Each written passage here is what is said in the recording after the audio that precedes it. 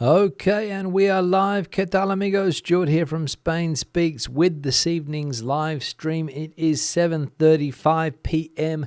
It is the 25th of April 2024, and today we are going to have a look at some of the main stories that have caught my attention in the press. And let's be honest, there's only one story floating about today. I'll get to that in a minute, and we'll also look at some comments that have been left on the channel in recent times.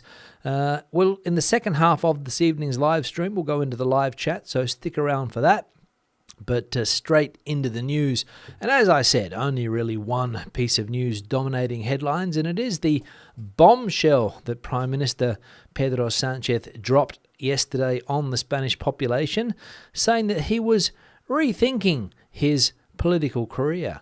As we can see here, Sánchez will announce on Monday whether or not he will continue as Prime Minister. I need to stop and reflect. Is it worth it? He says. Surprising decision. Unexpected. Pedro Sánchez questions his continuity as Prime Minister. Journalistic reports about his wife, Begoña Gómez, the action of the opposition and the decision of a judge to investigate her for influence peddling and corruption in business have made the chief executive rethink his position. He is cancelling his public agenda for the next few days. I need to stop and reflect. On Monday, he will make a public appearance to announce his decision. Is it worth all this? I honestly don't know. The PSOE and government in shock, repeated all those consulted. I urgently need to answer the question of whether I should continue at the head of the government or resign from this high honour, Sánchez says in a letter to the public, which he posted yesterday on his social media accounts. That is Twitter, I think, or X as it is known nowadays. And thanks to the numerous people that sent me through this piece of news, because it made the international press as well. I got articles from CNN sent to me, from the BBC sent to me. My inbox was on fire yesterday evening, last night, when this news came through. And as we saw there, Sánchez contemplating his future in politics. Now, a lot of people are skeptical as to what the reasons are behind this. Of course, the public reason is that his wife is now being investigated by a judge in Madrid as to her business dealings, let's say. We'll get to that in a minute. But the opposition very skeptical of Mr. Sánchez's intentions. Let me just say that. Second piece of news, and Sánchez supporters, of course, and opponents rallied last night at PSOE party headquarters after Sánchez announced he is considering stepping down. Supporters and opponents of Pedro Sánchez gathered on Wednesday night in the vicinity of the PSOE headquarters in Madrid's Calle Ferraz, hours after the president of the government announced that he was cancelling his public agenda to decide whether or not to resign from his post. About 50 demonstrators, hardly anyone, gathered at around 10:30 at night to show their support for the head of the executive, carrying party flags and chanting slogans such as Sánchez President, Esta Spain es socialista, or Plaza Castilla belongs to the PP, because, as we saw there were supporters and opponents of Mr. Sánchez who decided to get out on a Wednesday night and go down to the headquarters there on Calle Ferraz, the headquarters of the PSOE political party, of course, Mr. Sánchez's political party. Now, why is the PM's wife being investigated by a judge? Well, basically, a group, an official union, they call themselves, has filed an official complaint to a judge, and that's why she is under investigation. Who is this organization, you say? Well, they are called Manos Limpias, clean hands, in English the translation would be. But today they have admitted that its complaint is based only on published reports. It's up to the judge to verify it, they say. The complaint of Manos Limpias against the wife of the president of the government, Begoña Gómez, was based on journalistic information, as the organisation admitted on Thursday, and it is now up to the judge to check whether it is true. This was stated by its Secretary General, Miguel Bernard, in a statement just one day after the opening of proceedings for alleged influence peddling and after Pedro Sánchez's letter announcing his possible resignation. And I will say, highlight that word there, possible resignation, because as we know, he has until Monday to decide. His schedule has been scrapped, so he doesn't have anything planned for the next few days. A little bit of no doubt, with his wife, listening to her troubles as well, I imagine, her judicial problems.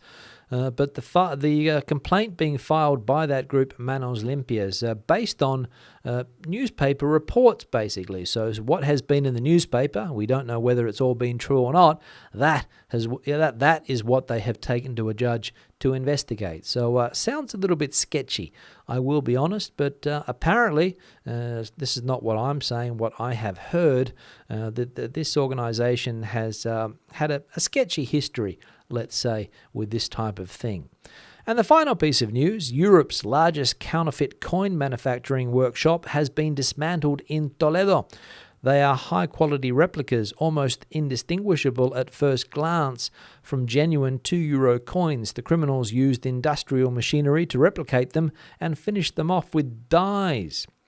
This is how the criminal organisation has so far introduced €500,000 in counterfeit coins, 100,000 of these on the Spanish market and the rest in Europe. The members of this criminal organisation of Chinese origin produced the counterfeit coins in a warehouse located in Villa Cañas in the province of Toledo. They had all the necessary machinery and instruments for this purpose. So good to see these people here of Chinese origin counterfeiting so many coins and getting away with it for a while, I imagine. Only recently being caught, these Chinese nationals, in the counterfeiting ring here in Spain, Toledo to be exact. So a strange piece of news, and hopefully I don't have any of those €2, those dodgy €2 coins in my pocket at the moment. Don't know. Because the way things are going regarding inflation and the economy here, don't want to be losing any money, especially to counterfeit coins and a dodgy Chinese counterfeiting racket in Toledo. Maybe here on the Golden Visa, don't know. First comment, Thomas. With 28% youth unemployment, it would seem that compulsory military service might be a good idea. Yeah, this was a common sentiment in the comment section yesterday. Thomas saying that maybe with such high youth unemployment, people between the ages of 16 and 24, 28% as highlighted here, maybe you could get them into the military and get them doing something instead of just sitting around at home playing PlayStation, which no doubt some do. Not all, but most likely some do that. They don't call them the tracksuit generation for nothing. But again, I'm putting all of the people into the one group there. Shouldn't do that because we know that not everybody is like that. But maybe the military service is a good idea, because as we know, Spain is not contemplating it, but other European countries are. So I put the question out there yesterday: should Spain follow? And as I said, various comments saying that yeah, it'd be a good idea. Another comment here from Paul. Anzac Day-to-Day Stew. We are one of the most geographically isolated countries there are, yet we aren't immune to the goings-on in the world. I'm a former Australian soldier. I think that compulsory service is a bad idea, but Spain's geographic isolation in Europe doesn't make it completely safe. Perhaps there is an opportunity here for Spain's underemployed youth. Yeah, that's what I was saying. This was a sentiment in the comment section. People saying that, yeah, good idea, and Paul agreeing. And also pointing out that it is Anzac Day today, where Australians commemorate the people that have served the country, basically. Of course, the origin of Anzac Day goes back to the First World War. Gallipoli, I think, was the battle where lots of people unfortunately lost their lives, and every year on this day, 25th of April, Anzac Day is celebrated in Australia. So thanks for pointing it out, and yes, Australia is very geographically isolated. That is true.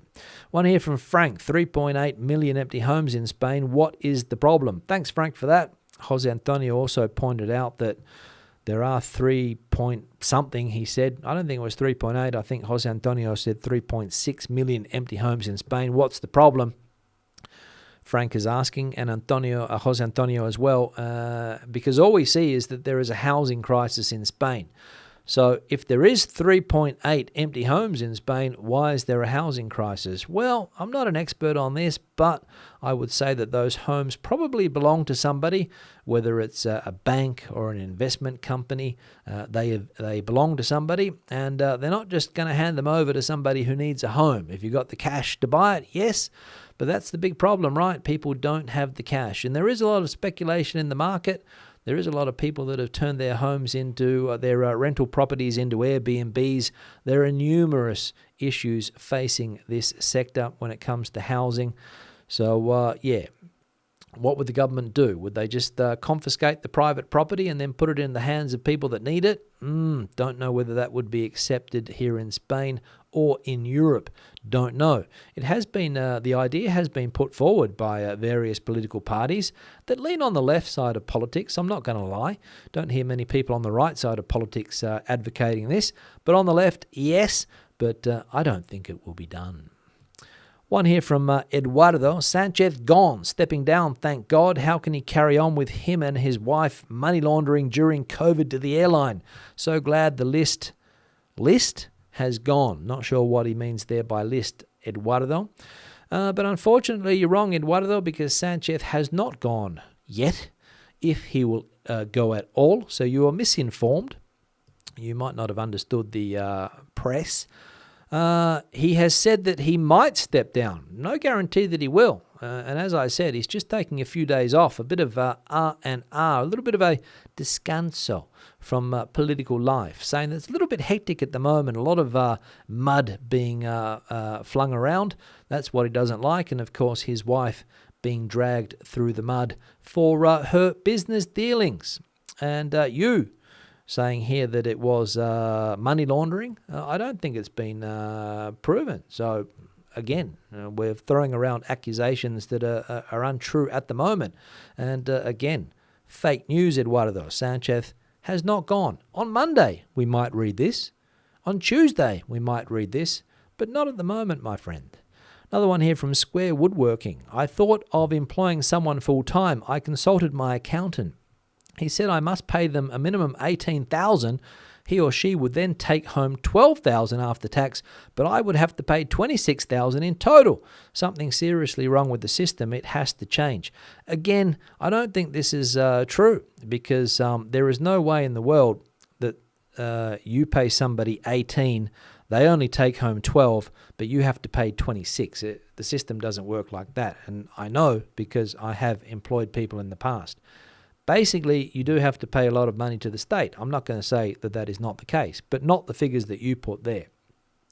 So let's say for simplicity's sake, you pay somebody in their hand, let's say what they come out with at the end of the month, 1,000 euros. Let's say that is the money that they're taking home.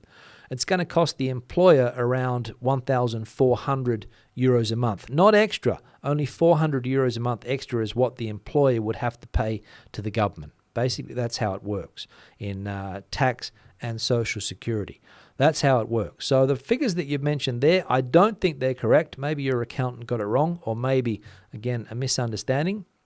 But if you pay somebody 10,000 euros a year, and that's what they get in their hand, take home every month, you're going to have to put another 4,000 on top of that to pay to the government. So it's 14,000. So not 26 or 18 or 12, the figures that you put out there. But again, I'm not an expert. Don't quote me on these things, but I have had experience employing people, and I wasn't paying that type of money. One here from user. Employment laws in Spain are anti-employer in the extreme. It prevents any small business from growing, therefore expanding its workforce. Yeah, this is partly true.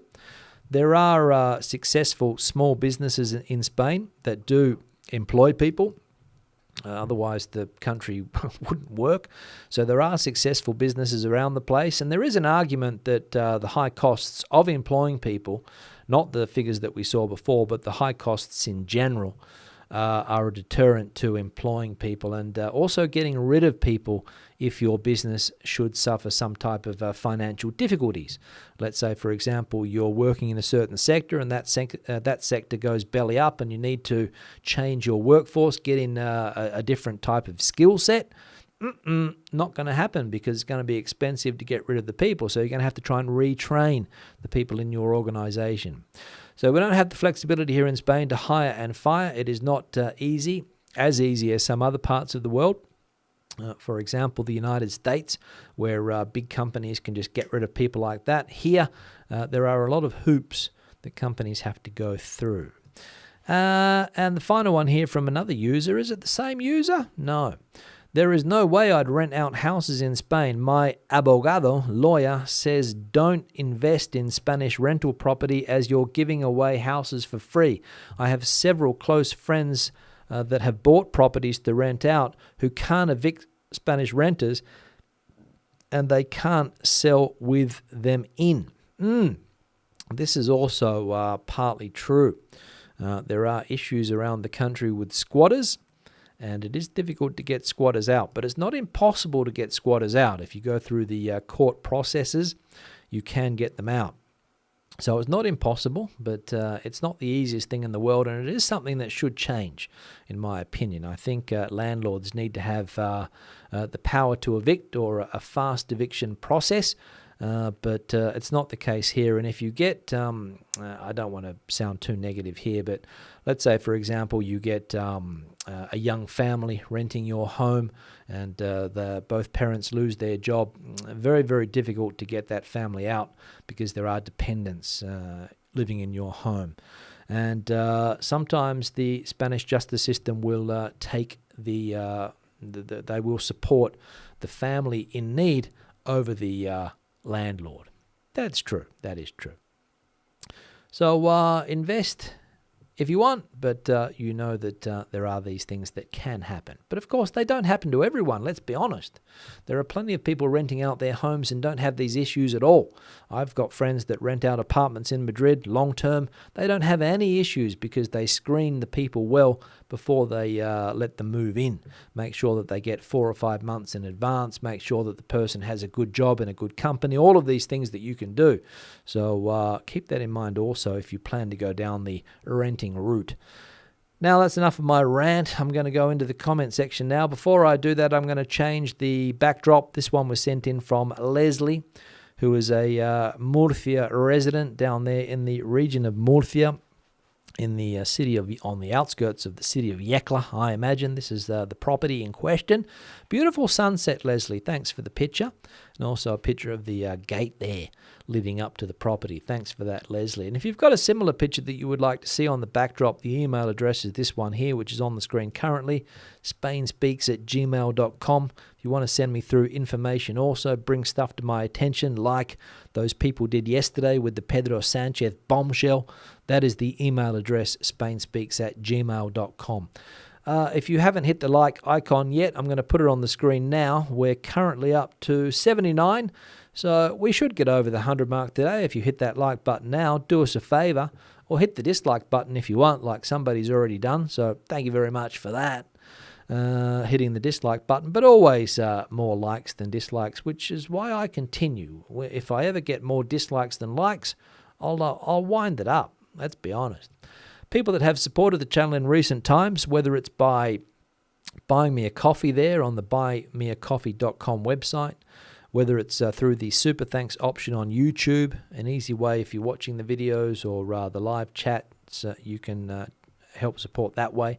Longer term supporters on Patreon, thank you very much for that support also. And channel members, people that have joined the channel in recent times. And we've had a couple of new people join the channel over the last couple of days. So thank you very much for that. And early access to content, exclusive content coming up. I'm a little bit behind on schedule, a little bit behind schedule with that, but I will get around to it soon. So consider joining the channel to keep it alive, let's say. Now into the chat section I'm going to go. Let me scroll up to the top. Let's see what's happening here. Lord Jim Dandy is the first person that I can see. Hola Eduardo, he's saying, practicing his Espanol is Lord Jim.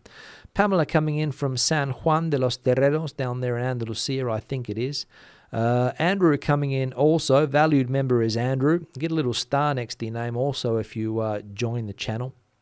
Good evening.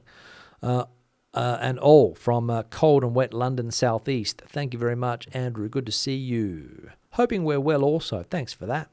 Darren coming in from Wet and Disley. Is that? Or Wet and Dizzle? Sidcup. I said Disley, obviously my Spanish kicking in there. Dizzle, not sure what that word means, but after a bright start to the day. Drizzle, is it? Don't know. Pauline coming in. So will Pedro Sanchez finally resign? That's the million-dollar question, Pauline. Nobody knows whether he will resign or not. It's a secret until Monday when he will announce it. As I said, the opposition a little bit skeptical, thinking that this is a political tactic from the master tactician, which Pedro Sanchez has shown himself to be over the last 6 years or so. Has plenty of rabbits up his sleeve, as they say. So many people think that that is the case. On his side of politics, they're a little bit not as skeptical. They see that he has been stressed over the last month or so, ever since his wife was brought into the press with these alleged dealings. I'm not going to be like Eduardo before and use those words.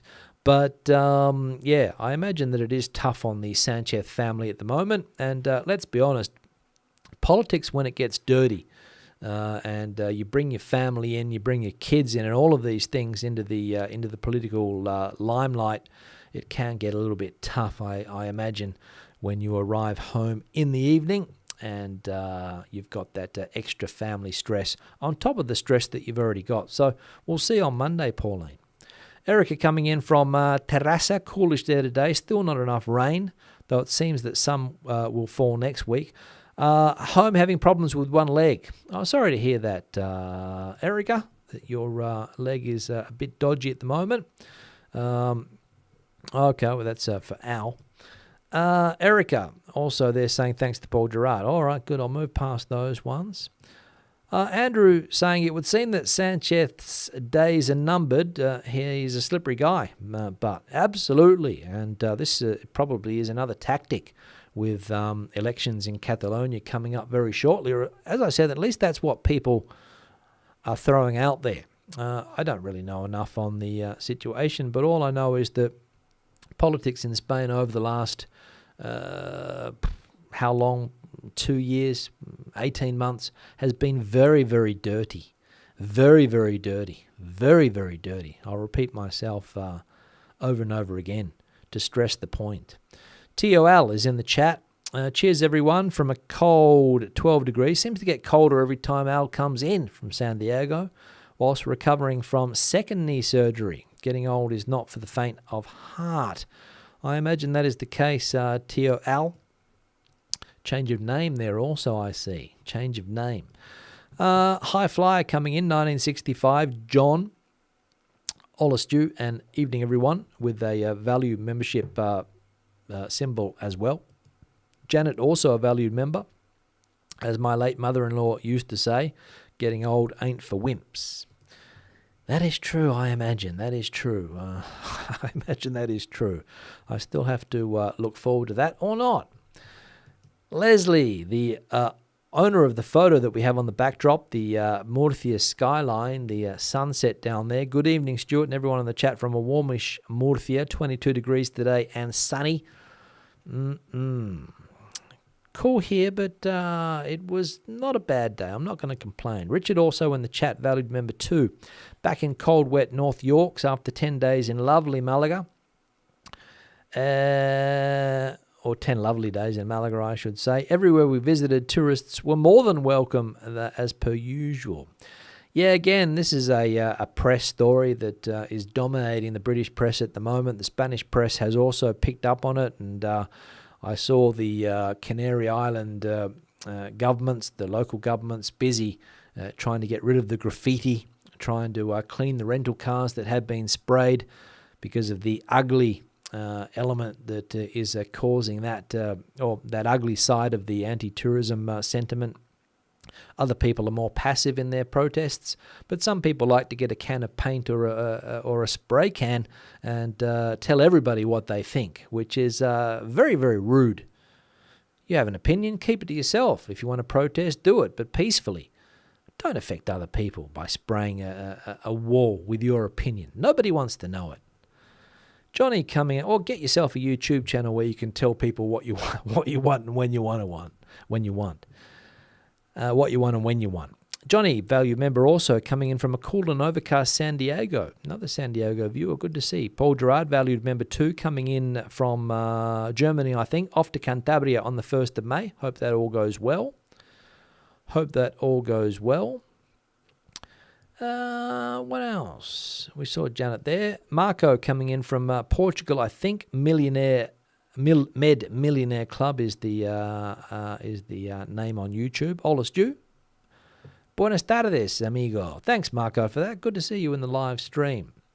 Darren saying that heard that 2 expats have gone missing in Benidorm 10 days ago. Really? I heard one person, I think, has been reported as missing. I didn't know it was 2, Darren, so I'll look into that. But of course, it's quite easy to go missing in Benidorm. You walk down the wrong set of stairs and you might not come out in a week or 2.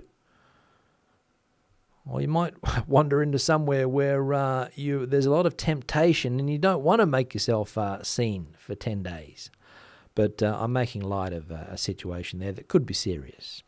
James also coming in with Kathy, no doubt. Haven't watched for a few days as we have had the builders in, all finished. Happy days. Happy days. Renan coming in from LA. Kev the Kev the Argonaut also in the chat. Hola todos, hope you're well. Quite a day today. Furniture arrived at the villa and got his NLV, the non-lucrative visa. Well done, Kev. Congratulations. Gigi, soon to be in Madrid, currently in Arizona. Greetings to everyone from that part of the US. Sani coming in from a damp Basingstoke, hoping everyone is well. Erica saying that it's the 50th anniversary of the Portugal Carnation Revolution. After 48 years of dictatorship, Portugal freed itself carrying red carnations. Yes, people still emotional about that day, especially the people that can remember it. After 48 years of dictatorship, the people got their way. John, the travelling wino, in Jerez for the week today, 25 degrees, lovely sunny. Hope we're doing well. Thanks for that. Dave, former Madrid correspondent, currently in Florida, southwest coast, where it's beautiful. Glad that I keep people informed on things in Spain. Thanks, Dave, for that. Fluttergirl coming in from Toronto, Canada. Sunny but cool there. That's certainly a bombshell. The Mr. Sanchez news, of course. Cliff saying that corruption is rife in Spain. Corruption is rife in many parts of the world. Cliff, Spain is no different, but maybe the corruption in other places is a bit more sophisticated, let's say, or maybe it's not. Or maybe the justice system works in a different way, or maybe people look at corruption in a different way as well. I don't know.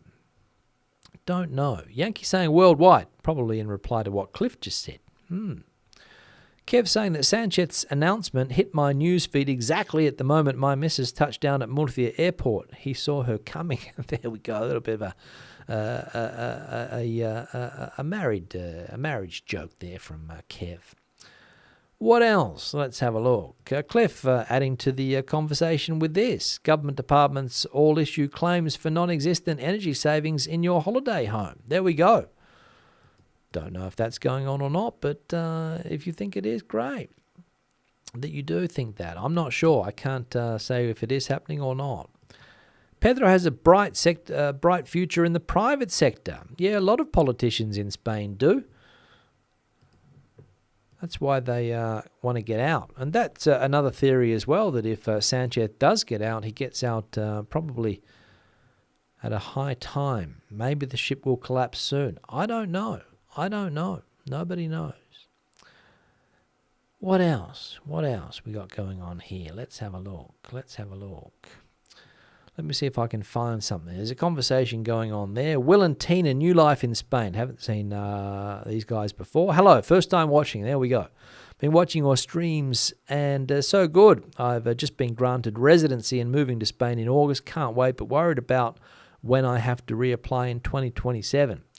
Is that the golden visa, Will and Tina? If it is, let us know. But I'm sure that there should be no problem if you don't break the law over that period of time. You should have no problems to get your residency renewed. What else? Eric is saying, happy Anzac Day. Made some Anzac biscuits for my colleagues tomorrow. Yeah, it's something I haven't had for about 25 years. An Anzac biscuit, eh? The old Anzac biscuit. Biscuits in general, I think, are better in Australia than they are here. I will say that. Not only the ones that you make at home, but also the supermarket varieties. A lot more variety when it comes to biscuits, which is probably not good for your teeth. But if you like a bicky with your tea or with your coffee, Sancho Pancha, who's this? Sanchez established an illusory minority government with all the progressive idiots of Spain. And as we know, he announced that he would recognise a Philistine-Nernian state. Thanks, Seal Man, for those strong comment, I will say. What else we got going on here? What else? Brian, valued member also coming in. ¿Qué tal? Managed to catch the tail end of the live stream as it's happening. Thanks for all I do, mate. Currently planning out my immigration process to Spain. Action will soon follow. I hope all goes well with that, Brian, and that you do get your process done quickly. Let's see what else is going on here. Ian saying, I don't get any fake pounds anymore. I don't spend any cash in the UK, just using my contactless debit card. In Spain, a lot of small shops and cafes don't take debit. Even the buses don't. Depends. In Madrid, Ian, you pay with a card anywhere you go nowadays. Maybe if you go into a small business where the owner has been there for 30 or 40 years, he might be a little bit behind the times when it comes to one of those card machines or card readers, whatever you want to call it. But all modern businesses tap and go. I think even the buses are tap and go nowadays. What else? Let's have a look. Bob, valued member, conscription. Conscription may take the youth unemployment Conscription might bring the youth unemployment rate down, but we still have to find jobs when they finish service. Are we pushing the problem down the road? Yeah, good question, Bob. It is an issue, right? When they come out of the army, if they haven't received any training while they're in there, except to use a gun. If they learn some type of trade, fantastic. But if they don't, that's the issue, right? And I know a lot of people, because when I first came here, the military service was just coming to an end. But a lot of the people that I sort of are around my age, Spanish people around my age, did the mili. And some of them have a positive experience, but the majority a negative experience of life in the Spanish military service. One guy was sent to one of those North African cities, came back a drug addict. Another person was scrubbing floors for every evening for a certain amount of time as well. But the positives that they took out of it was that they got to meet a lot of people from parts of Spain that they would never get to meet. The mili was positive for a lot of people because it gave them more education. Some people learnt to read and write in the mili. That wouldn't be a problem now, of course, but back in the 1970s and 80s, a lot of people learnt to enhance their education in the mili. So good for some, bad for others. And of course, during those times, there was also a terrorist element in Spain. So you didn't want to be, the chauffeur of a general, just in case your car was blown up. That was the risk. Antonio coming in, not sure from where, saying hi. John saying, don't you dare give up, Stu. I'm not planning to do it yet, but only while it is worth it. But I enjoy doing it, and if people enjoy watching, then I'll continue. But as I said, when the dislikes become more than the likes, it'll be time to give up, or when people stop watching, but hopefully that won't be this year. What else? Let's have a look. Ross, back from 5 weeks in Australia. Great time. Good to be home in Valencia. Good to see Ross. Let us know how your trip down under went. Catching the end of the summer months down there.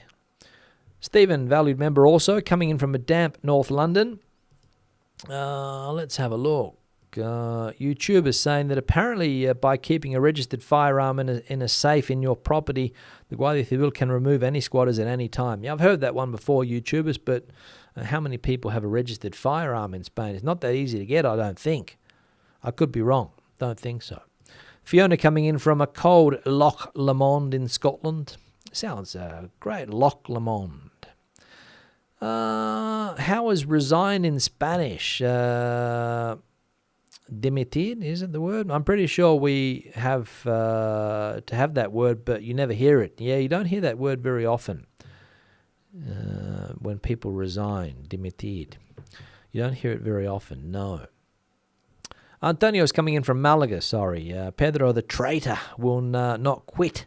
He's lying. He is crying, asking for pity. That's what some people are saying, of course, but we'll wait until Monday to see exactly what he says, right? It's all speculation at the moment. We have to hear from the source. El Conquistador coming in from Florida, where it's also warm. Lorcan coming in. I wonder if Mugger is still walking around waving at cars just in case. I didn't end up going to where Mugger resides, Lorcan. I didn't end up getting there in the end. Manuel coming in from Valencia about the previous topic of paying garbage in a rural area. My property is just a ruin with no water or electricity and a road that is barely accessible. No trash anywhere. Thanks, Manuel, for that. Not sure why he has to pay garbage tax for that property. Yeah, difficult to avoid these taxes, right? Ian, how convenient about the coins, push to digital currency. Who wants to join military and go to Ukraine? Yeah, another good point. That's right. If you're in military service, where would you be sent? Where would you be sent? That's it. Solar Life also talking about the Carnation Revolution celebrations in full swing. Who would have thought that a song that finished 48th in Eurovision could inspire a revolt? There we go. Dan Quixote coming in from Ulster up there in Ireland. What else we got going on here? Erica learnt the Anzac recipe from New Zealand. Well, if it's from New Zealand, Erica, not for me. No siree. Has to be an Aussie Anzac biscuit. I imagine that the Kiwis put something different in it. Only joking, of course. What else we got going on? Let's have a look here quickly. No idea what Anzac is. Basically, it stands for Australian and New Zealand. I don't know what the other two thing is. The last two are. Forgive my ignorance there, but Australia and New Zealand are the service people that were together during the wars, First and Second World Wars. James saying Loch Lomond is Laumond. There we go. Always get me these pronunciations. Thanks for that. No problem with this one, though. Jacksonville. Got that one down pat. Thanks, Dominique, for joining us. Now, that's the end of the live stream. Thanks for tuning in. We've gone a bit longer today. Obviously, some important news to get through. Thanks for tuning in. Thanks for adding to the chat section. Always great. I'll be back again on Sunday with another live stream, hopefully. Should be okay, but I'll say hopefully at the moment, but almost guaranteed that I'll be here. And more content coming out tomorrow and Saturday, so stay tuned for that. It's been a pleasure. Hasta luego. Hasta entonces. Adios. Bye-bye.